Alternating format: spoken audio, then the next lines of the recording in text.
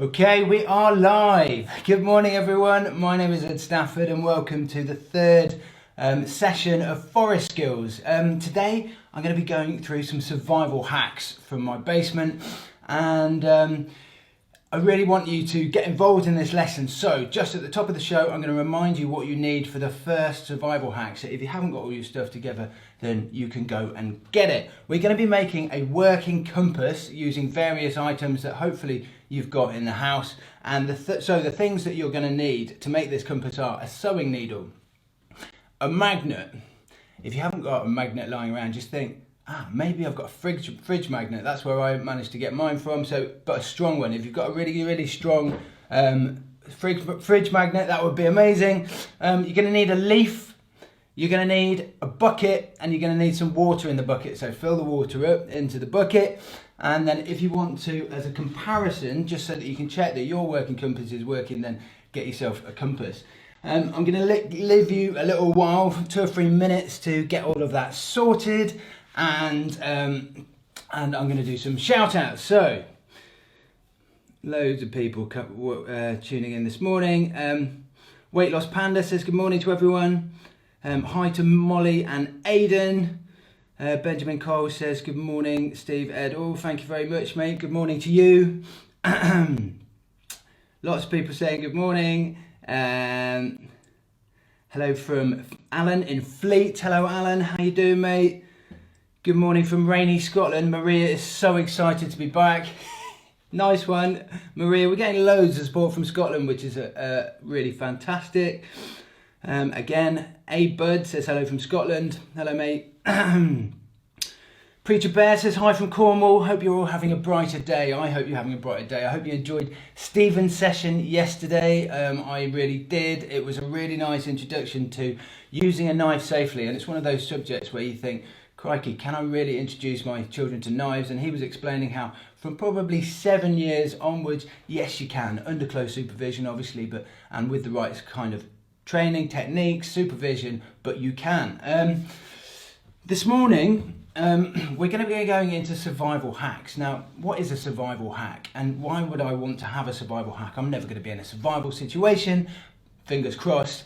For me, survival hacks are a really nice way of putting yourself in a situation where you don't have all the answers. You don't have potentially all of the kit. And it isn't just for if you have a plane crash or something like that and you actually have to do it for real. It's a really good mechanism, I think, for training and for teaching, as it encourages a sort of can-do attitude. So, okay, yeah, I don't have a compass, for example, but I do have a needle and a magnet. I could make one. I could orientate myself. I could find north just by making one. So that's why we're doing all of this. It's not necessarily because we're doomsday preppers or anything like that. It is because I think it's a really fun and healthy thing to do, and it develops a really positive can-do attitude where you can make do with what you've got. Okay, hello from Evan in Devon. That's a bit of a mouthful. Aged 8. Hello, mate. How are you? Thank you for tuning in. Good morning. Shout out to Casper, who's 10 years old. Hello, Casper. Hope you're having a good morning, mate. Morning, Ed, from Kim and Moss. Hi, guys. Southern Finland snowstorm. 0.5 meters of snow in Finland. Well, you guys are going to need some survival hacks.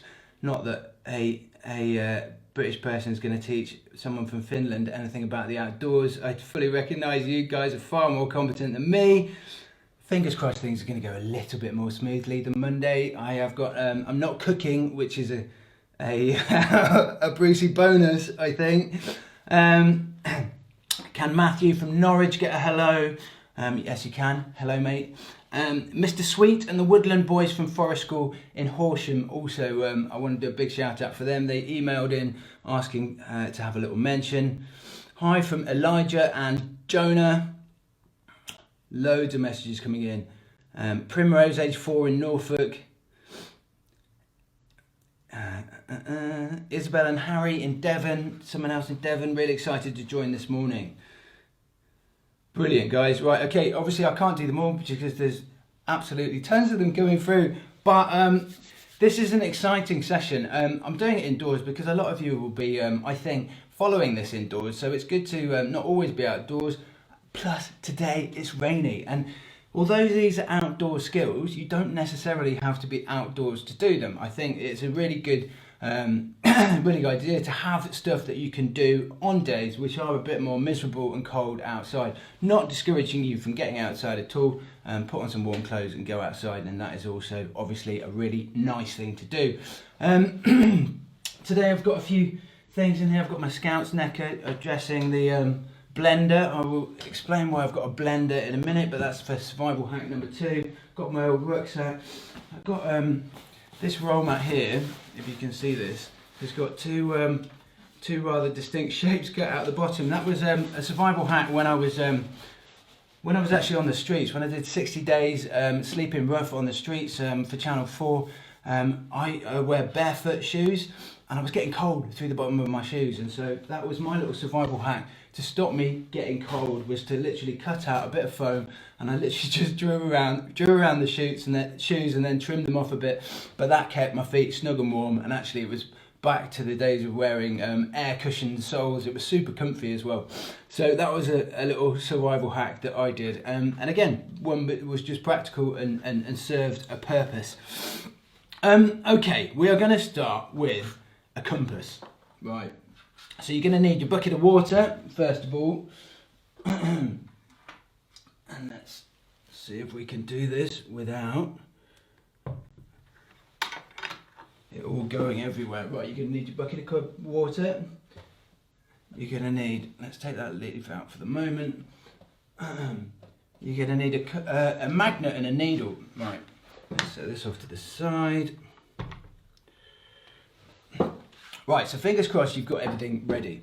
Now, a normal compass works because the Earth is magnetised. So you've got the magnetic North Pole at the top of the world, and you've got obviously the South Pole at the bottom of the world. And therefore, anything that's metal can be magnetised, and a normal compass works because the North needle is attracted to the magnetic North Pole, and therefore it points to north. And therefore, when you're navigating, when you're out in the wild, it's often very easy to get lost. But if you know which way is north, then you can start in your mind coming up with a bit of a solution to, okay, right, if north's that way and I need to go west, then I should be heading in that direction. And it's obviously a very, very valuable tool in the wild.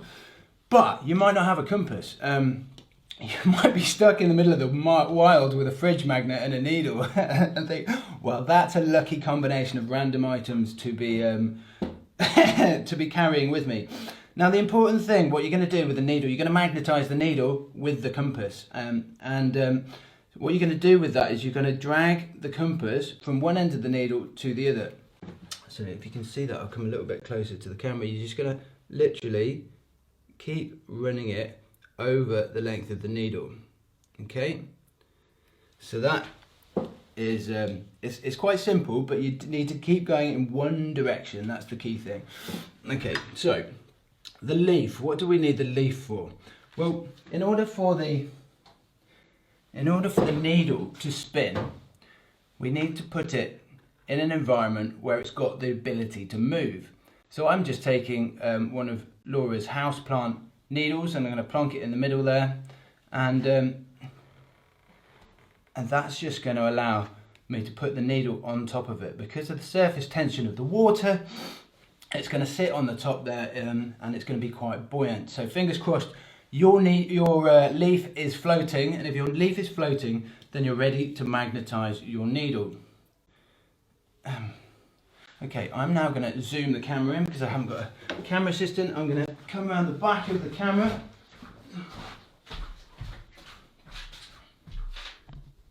And I'm going to zoom in like so.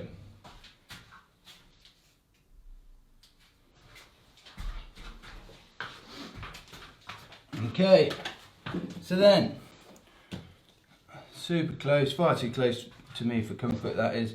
So we're going to take your needle and your magnet, and you're just going to drag it along the length and keep going in one direction. That's really important. So you keep going in one direction.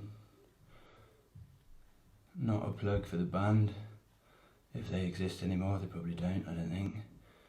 And do this about 20 or 30 times to magnetise the needle. And keep going. The more you do it, the more magnetised it will be. Important to try and get the full length of the needle. Okay, I'm going to put that down. And I'm going to pop this onto the leaf, and you can see that starting to spin round. And it is now pointing in that direction. If I put it off for a second, it should return to the needle pointing over there, and if it does so, then I know that it's magnetised. And it does. And so, okay, so we've got a needle pointing in that direction, and then if you look at the compass, don't know whether you can see that, it's exactly mirroring that needle. So if you're doing this at home, sometimes if your leaf isn't buoyant enough, the needle can fall off.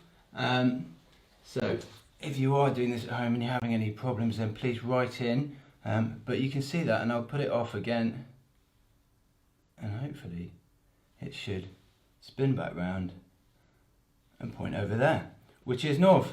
That's south. Garden facing onto the back of my garden goes south, and that is staying magnetised actually for a decent length of time. So that is a brilliant way of finding north.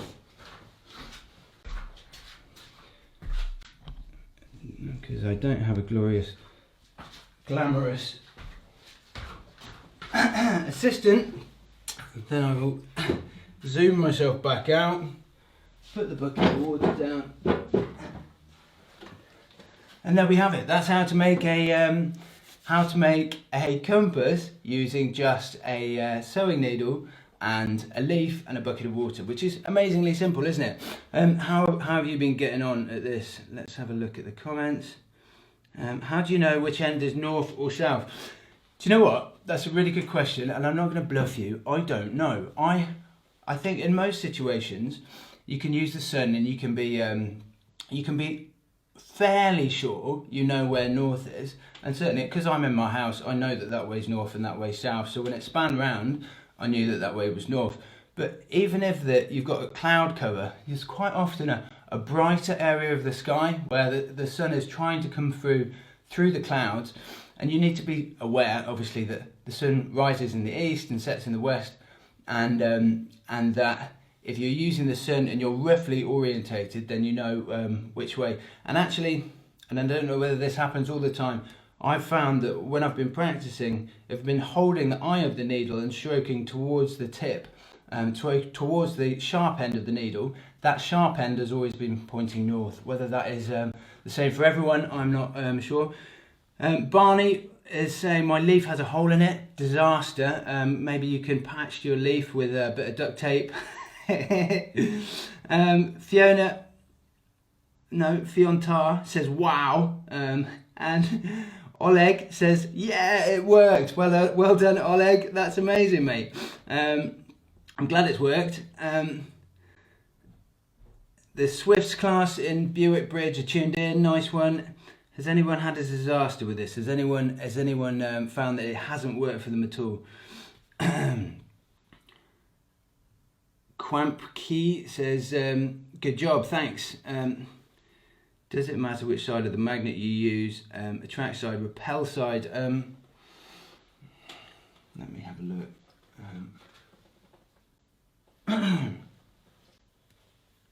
I've just been...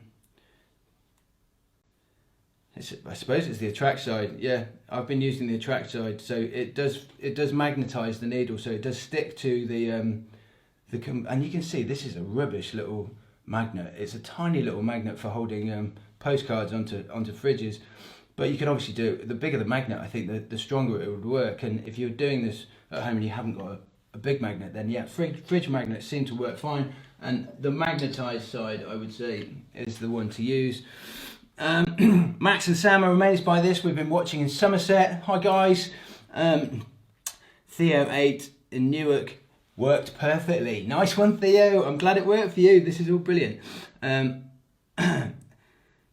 Bird says he's going to try when it stops. When when he stops working, which is fair enough, mate. Aiden's worked, but Molly's didn't. Molly, what were you doing wrong? Did you? I think one of the keys is 20 to 30 strokes. Don't shortcut the amount of strokes you do, but it's always in one direction, and it will allow the needle to spin around and point to north. Amazing. Okay, so that's just the first survival hack. Fingers crossed it worked for you. If it doesn't, don't worry, try again. It is a pretty foolproof method, but maybe your leaf wasn't buoyant enough. Maybe your needle was too small. I don't know, because I've just found that with all of these things, it's trial and error. And half the things, I think one of the reasons I've made relatively successful survival programs on Discovery Channel is half the time it goes wrong. But it doesn't matter if it goes wrong, does it? Because you're just using half a brain and 2 hands to make best do of the current situation. Right, let's tell you what you're going to need for your second survival hack. Fingers crossed you've got these things ready, but if you haven't, I'm going to read them out now. I'm going to give you a couple of minutes to go around, gather them real quickly, and then come back, and I'll do some shout outs while you're away. So the second thing we're going to make is a water filter. So you might be in a situation where you've got muddy water or contaminated water, but you want to obviously have a drink. We're going to make a water filter, and we're going to use a plastic bottle. So if you've got a bottle like this, old fizzy drinks bottle, that is absolutely fine. I put on the kit list you need an elastic band. My version doesn't need an elastic band actually. You're going to need some cloth or rag like this, just any old stuff. Don't use your mum's best blouse, that would be a disaster. Well, we'll do actually, and then run fast. You're going to need some gravel or some fairly small stones basically. You're going to need some sand, and again, it doesn't really matter what sand, but a relatively coarse sand would work well. You're going to need some charcoal, and charcoal can just be the stuff that you're using for the barbecues in the summer. So you're going to need some of that, and just to smash up the charcoal, I've got a little sack that I'm going to put the charcoal in, and I'm just going to bash it with a rolling pin. Okay, so you need sand, charcoal, gravel, bit of rag, and a plastic bottle. You're also going to need some scissors or a knife to cut that, and obviously only do that if you're under supervision. And you're going to need some water, obviously, to pour, and a couple of glasses, one to pour from and one to pour into. Does that make sense? Fingers crossed. You've got all those lying around the house. I had to go out this morning and get some charcoal because I didn't have any in the house, and I was obviously very well prepared. Let's do some shout outs while you're grabbing all of that stuff. Malik and Myla are joining from Bridgend. Hi guys, hope you're enjoying the lesson. The compass worked well for year 3 at Monk's Coppenhall Crew. Great session, thank you guys. Lots of people saying it worked. Nice one. I'm really pleased to see that. Hi from India. That's from Rajkumar. Not sure how you pronounce your name, mate, but hello to everyone in India who is watching. Thanks, Ed, for the activities in lockdown from Oleg. My needle keeps going around in a circle. What have I done wrong?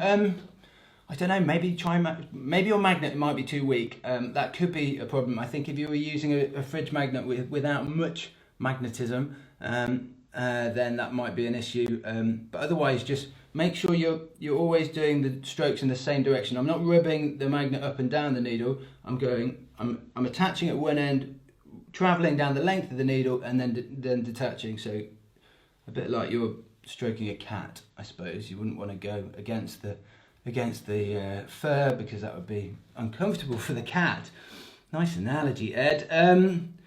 Wilson 4, ours worked. Isla was mega excited, the highlight of the week so far. Thank you guys, having a fun time this week. Then obviously, morning Ed, ready for today's lesson. Great, from Booton Hillary.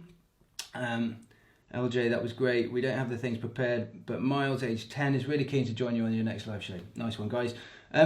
So if you have got the ability to go and get those items that I've just listed for the water filter, that would be brilliant.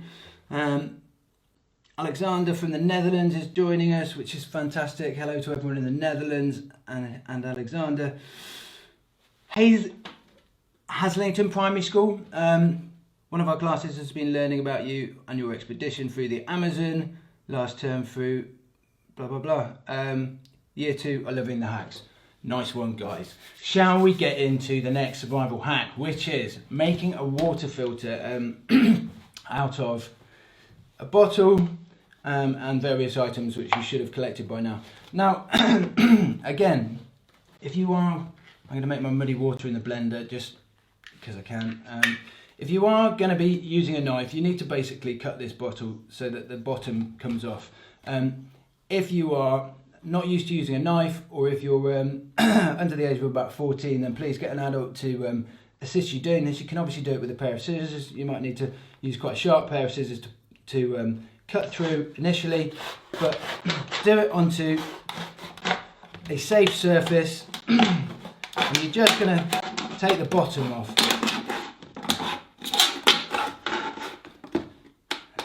And this plastic, we're having a disaster with plastic, aren't we, on this planet? But while there is still plastic about, and while we're using it on a regular basis, then it's a good thing in survival situations. When I was on Olarua, which was the island that I was isolated on for 60 days in a survival experiment, the sad and yet incredibly useful thing from a survival perspective is that there were so many plastic bottles, and at one point I collected 40 litres of rainwater and was able to put them in plastic bottles that had lids on. Obviously, most of them did have lids on, because the ones that float to islands tend to be buoyant because they've got lids on them. So that was a bit of a double-edged sword, really. I mean, it was incredibly sad that it was polluted, but plastic actually, in a survival situation, is surprisingly available, especially if you're in a maritime environment, and actually quite useful as well. Okay, so in a very Ed Stafford fashion, because I didn't prepare this, I haven't done this in the last couple of days, I'm just going to kind of wing it. And the first thing that I'm going to put in the bottom of the bottle is my rag. Now, partly because material is a filter in itself, but partly because it's going to stop all of the other ingredients falling out of the bottom. Okay, so I've still got my lid, the bottom on for the moment, but we're going to take that off in a sec.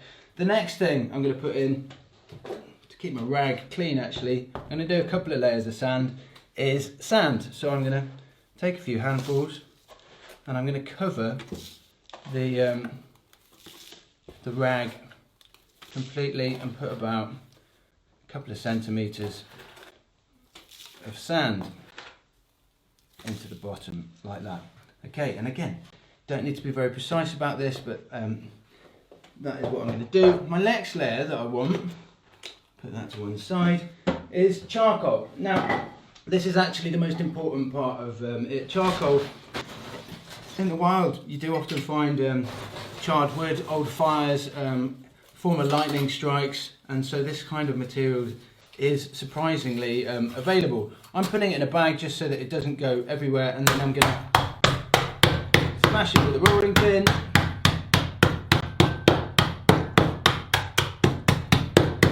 So why does charcoal work really well? Basically, it's charcoal used to be wood, I suppose, and what is left in the charcoal is a sort of network of fibres, which used to be wood fibres, and they act as a filter, and it's a very porous material, so it allows the water to come in. I need to smash that up a little bit more actually. So not powder, but just little chunks of charcoal. Okay, now I'm going to put my charcoal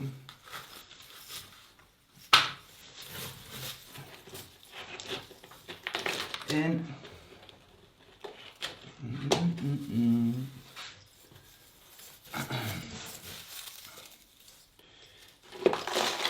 Now we're going to tip all that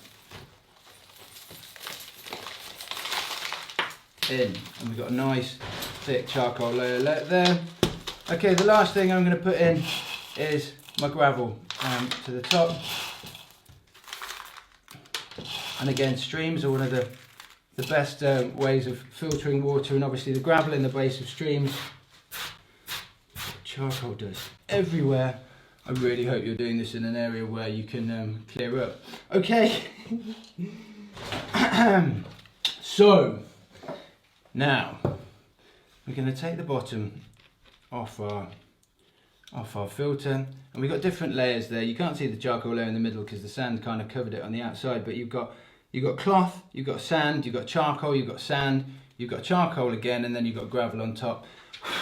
If you go online, there's a million different variants of what layers you need, but sand, cloth and charcoal and the coarser gravel on top generally tends to be the consensus. You'll then, right, I'm going to make myself some muddy water. So you don't have to blend this up, but I'm just going to go slightly over the top. Make sure your mud is in a nice pot. That's super important. It's not at all, I'm just talking rubbish. And then get a bit of handful of mud and pop it into your water. And, you can just mix this with a spoon, but I thought let's go to town on it. Right, we now have properly muddy water. So just for some comparison's sake, I'm going to pour that water into the same glasses down there, and we're just going to be able to see how much of these impurities I'm going to be able to get out using my new filter. So we're going to pour this into the top.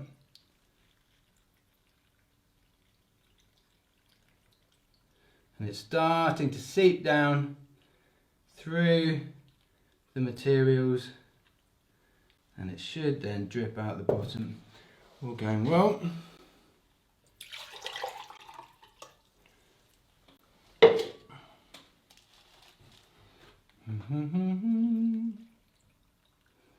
And it's starting to come through the bottom now. And I don't know whether you can see it, but it is already so much clearer. Let's zoom in on that. You can see the water coming through, and it's so much clearer.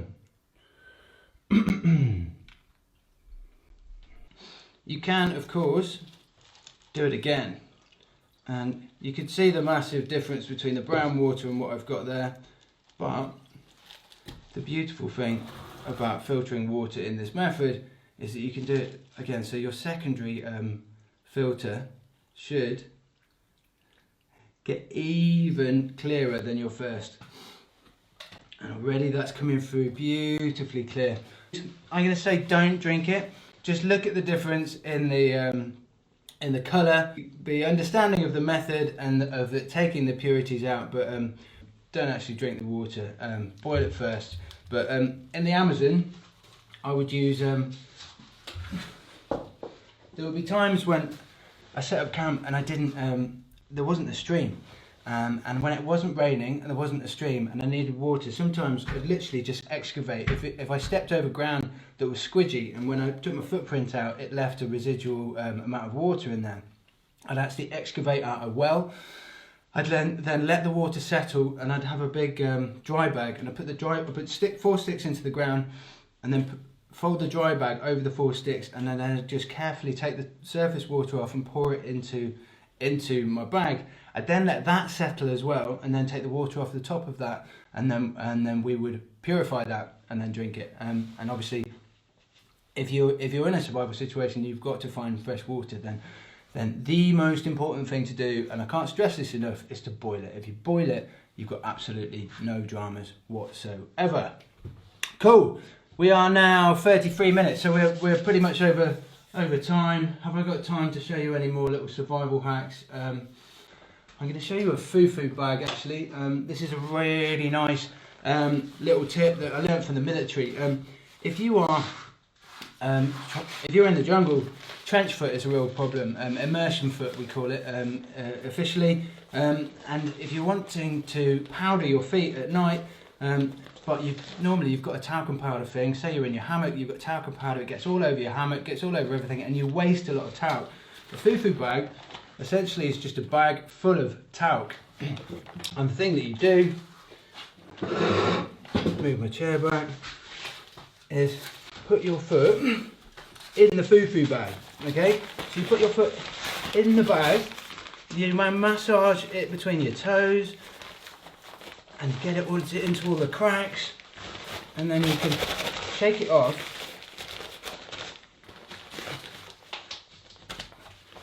And you've got a beautifully powdered foot, and you've not wasted any talcum powder. And then a small little tub of medicated talc can last for ages, and that's a really, really nice way of looking after your feet, especially if they've been wet all day long. Okay, so comments coming in. Didn't have any sand, it's still muddy. Yeah, sand's quite important as a sort of filter. Again, if you're working on the premise of just the ground basically, so riverbeds, sand acts as a brilliant filter. So yeah, sand is cool. 10 minutes to boil. They used to say 10 minutes to boil. Bringing it to a rolling boil is enough to kill all of the pathogens. So I think 10 minutes used to be a sort of belt and braces. As long as it's bubbling, as long as it's a rolling boil, then you're safe. Theo's just coming through crystal clear. Nice one, Theo. Well done, mate. What's the longest you've gone having no water? The biggest catastrophe I've had having no water was being dropped off on Olarua, and which was the island between Fiji and Tonga, and they'd wrecked the island during wet season. So in wet season there'd been a little stream that had flowing down to the beach, but that had gone because it was dry season. It hadn't rained for ages, and they hadn't been back to the island. So I was dropped off, and my saviour was coconuts. I was able to crack into a coconut and get the fluid out of the middle and drink coconut water, which can give you the shits, I've got to be honest, if you drink too much of it. So that happened quite a lot in the first few days, which was really pleasant with no loo roll or clothes. So I had to wash in the sea quite a lot. But eventually I found a wet rock face, and basically the only way I could get water was to use a old bit of cordage and put it against a wet rock face, and then wick the water off it into another plastic bottle that I found on the beach.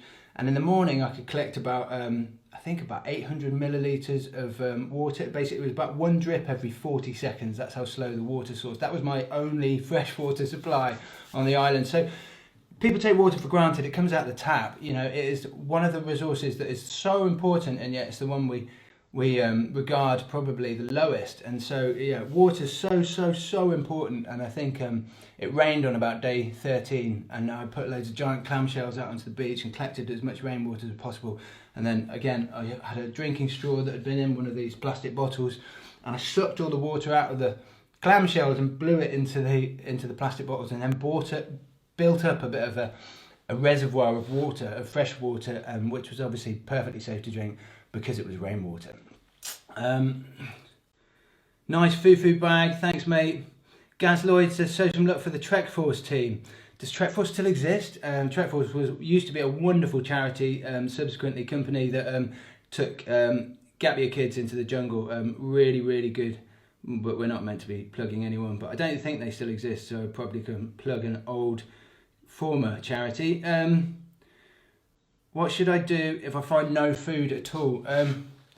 I think food is one of the things that's over-egged in terms of a survival situation. If you're in a survival situation, and like it's day one, you're not going to start making a pig trap or something like that. You know, you're not going to need food. Water is the most important survival priority. It's water, food, fire, and shelter. If you haven't got water, you're not going to last very long. And so that's the absolute priority, unless you're in a particularly cold environment.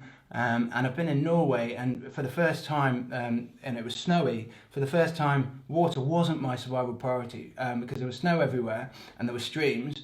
It was actually fire. Fire became my first survival priority because I didn't know whether I could get through the first night.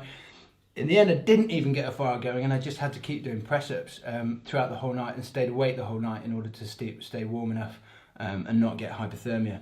So yeah, all super important. These are great tips. Thanks for sharing, Ed. No worries. That's from Laura Diana.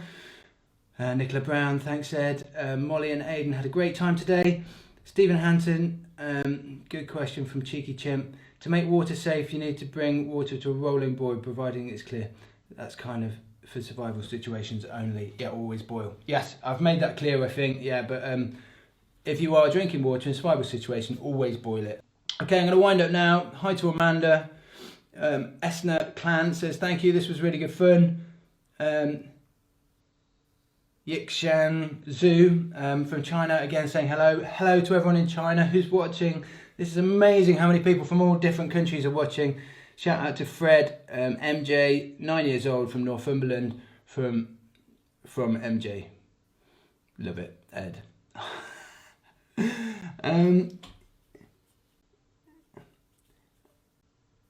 Okay, great stuff. My boy Alex is loving it. I'm going to wrap that up for the day. If you've enjoyed it, then fantastic. Survival hacks are, as I said, it's not because we're doomsday preppers. It's not because we think the world's going to end and everyone's going to need to have all of these skills. But I think the more competent you are with the less equipment in the wild, then the more you're going to enjoy being outdoors. One of the really freeing things for me, I used to take the mickey out of people who could light fires with 2 sticks. I used to think there were sort of geeks who, practiced lighting fires on a tray in front of Star Trek. But once I had learned to do it, you go out into the wild and you realise I'm not as reliant on a lighter anymore. I know that if I have to, I can make a fire by friction set and get a fire going, and that's incredibly freeing. It just allows you to be comfortable in nature for longer, and so you're not reliant on your Gore-Tex jacket, you're not reliant on your lighter, you're not reliant on a tent, because you can do all of these things using natural materials or what you find lying around. And I think that's what is super important, and that's why we're doing these lessons, isn't it? Because it's all about spending more time outdoors. When we're outdoors, we're better versions of ourselves. I firmly believe that. It's a reset. It's the opposite of the craziness that's going on in our world today. And so, as far as I'm concerned, being outdoors is amazing. Okay, what to look forward to tomorrow. Stephen's session again tomorrow. We're going to alternate days. He is doing how to make a bow and arrow. So that's from materials collection all the way through to physically firing it. And his son Merlin is 4 years old, and he makes it with them. So it's accessible to all ages. And then on Friday, I'm going to be running through fire lighting. So we're going to be doing everything from magnesium strikers in order to get a little fire going, to a demonstration of bow drill at the end of the lesson. I hope you've really enjoyed that. We are enjoying giving these lessons. It's just something we thought was a very pertinent thing to do at the time. So if you're at home, if you're struggling during lockdown, then fingers crossed these are something to do each day, which is a little bit positive and a little bit fun. Thank you very much, everyone, for tuning in. And I will see you on Friday, but please tune in at 10 a.m. Tomorrow for Stephen's session.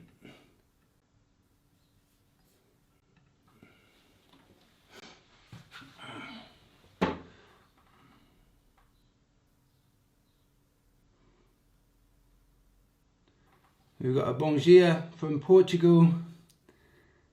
Matthew and Christina from the Gambia, West Africa. This is extraordinary. Yixang Zhu from China again saying you're fantastic. Thanks, mate. Max Murray John, so cool, great fun, learned loads.